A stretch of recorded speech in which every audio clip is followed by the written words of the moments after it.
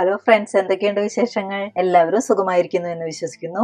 ഇന്ന് ഞാൻ എത്തിയിരിക്കുന്ന ഒരു വെറൈറ്റി ഐറ്റം ആയിട്ടാണ്. എനിക്കറിയില്ല നിങ്ങളിൽ എത്ര പേർക്ക് ഈ ഒരു സംഭവം അറിയാമെന്ന്. എന്തായാലും എനിക്കിതൊരു പുതിയൊരു അറിവായിരുന്നു. എൻ്റെ അനിയത്തിയുടെ മോന്റെ ഫ്രണ്ടിന്റെ അമ്മ കൊടുത്ത് അനിയത്തി കഴിച്ചപ്പോഴാണ് അവൾ പറഞ്ഞത് ഇങ്ങനെ ഒരു സംഭവം ഉണ്ട്, ഇതൊന്ന് ട്രൈ ചെയ്ത് നോക്കാൻ. അങ്ങനെ ട്രൈ ചെയ്ത് നോക്കിയ ഒരു ഐറ്റം ആണ് ഇന്ന് ചെയ്യാൻ പോകുന്നത്.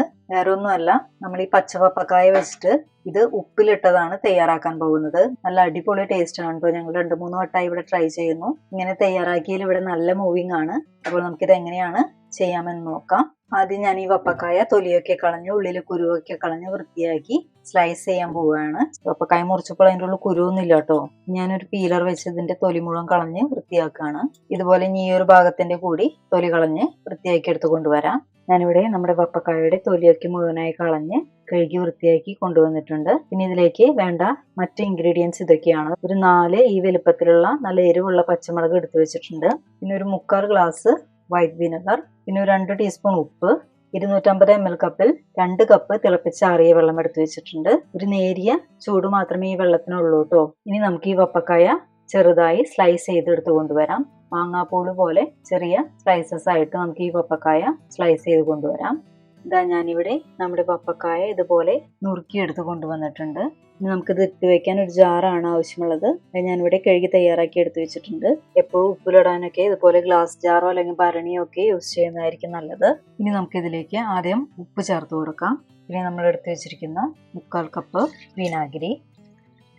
ഇനി നമ്മൾ എടുത്തു വെച്ചിരിക്കുന്ന മുളക് ഞാൻ ഇതുപോലെ എല്ലാതും നടുവൊന്നും മുറിച്ചിട്ടാണ് ഇതിലേക്ക് ഇട്ട് കൊടുക്കുന്നത്. ഇങ്ങനെ മുളക് നടുമുറിച്ചിട്ട് കൊടുത്താൽ നമ്മുടെ പപ്പായയിലേക്ക് പെട്ടെന്ന് തന്നെ നമ്മുടെ മുളകൊക്കെ നന്നായി പിടിച്ചു കിട്ടും. ഇനി നമ്മൾ എടുത്തു വെച്ചിരിക്കുന്ന 2 കപ്പ് വെള്ളം ഇതിലേക്ക് ചേർത്ത് കൊടുക്കാം. അതിനുശേഷം പപ്പായയുടെ സ്ലൈസസ് നമുക്ക് ഇതിലേക്ക് ചേർത്ത് കൊടുക്കാം. ഇതുപോലൊരു സ്പൂൺ വെച്ചോ അല്ലെങ്കിൽ കൈ വെച്ചായാലും നിങ്ങൾക്ക് ഈ സ്ലൈസസ് ഒക്കെ ഈ ജാറിലേക്ക് ഇട്ട് കൊടുക്കാവുന്നതാണ്. സ്ലൈസസ് ഒക്കെ നന്നായി ഈ വെള്ളത്തിൽ മുങ്ങി കിടക്കാൻ പ്രത്യേകം ശ്രദ്ധിക്കണം. ഇത് നമുക്ക് അടച്ചു വെക്കാം. ഞാനിപ്പോൾ ഇതിലേക്ക് ഞാൻ അരിഞ്ഞു വെച്ചിരിക്കുന്ന പപ്പായയുടെ സ്ലൈസസിന്റെ പകുതി മാത്രമാണ് ചേർത്ത് കൊടുക്കുന്നത്. കാരണം നമ്മുടെ ഈ വെള്ളത്തിന്റെയും വിനാഗിരിയുടെയും മിക്സിൽ നന്നായി മുങ്ങിക്കെടുക്കണം. ഇനി ബാക്കിയുള്ള സ്ലൈസസ് ഞാനൊരു വേറെ ജാറിലേക്ക് ഇതേ സെയിം പ്രൊസീജിയറിൽ തന്നെ ഇട്ട് വെക്കാൻ പോവുകയാണ്. ഇതൊരു 2 ദിവസത്തിനുള്ളിൽ തന്നെ നമുക്ക് കഴിക്കാൻ പാകത്തിന് എരിവും ഉപ്പും ഒക്കെ പിടിച്ച് നല്ല അടിപൊളി ടേസ്റ്റ് ആയി കിട്ടും. ഇവിടെ എൻ്റെ മോൾക്ക് പുളിയോടൊക്കെ ഭയങ്കര ഇഷ്ടമായ കാരണം ഇങ്ങനെ ഉണ്ടാക്കി വെച്ചാൽ നല്ല മൂവിങ് ആണ്.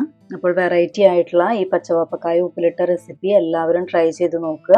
തീർച്ചയായും നിങ്ങൾക്ക് എല്ലാവർക്കും ഇഷ്ടപ്പെടും. ട്രൈ ചെയ്ത് നോക്കി അഭിപ്രായങ്ങളും നിർദ്ദേശങ്ങളും ഒക്കെ കമൻറ്റായി അറിയിക്കാനും വീഡിയോ ഇഷ്ടമായെങ്കിൽ ഫ്രണ്ട്സിനും റിലേറ്റീവ്സിനും ഒക്കെ ഷെയർ ചെയ്ത് കൊടുക്കാനും മറക്കരുത്. എന്നാൽ മറ്റൊരു റെസിപ്പിയുമായി വരുന്നവരെ bye, take care, stay healthy and be happy. Thank U.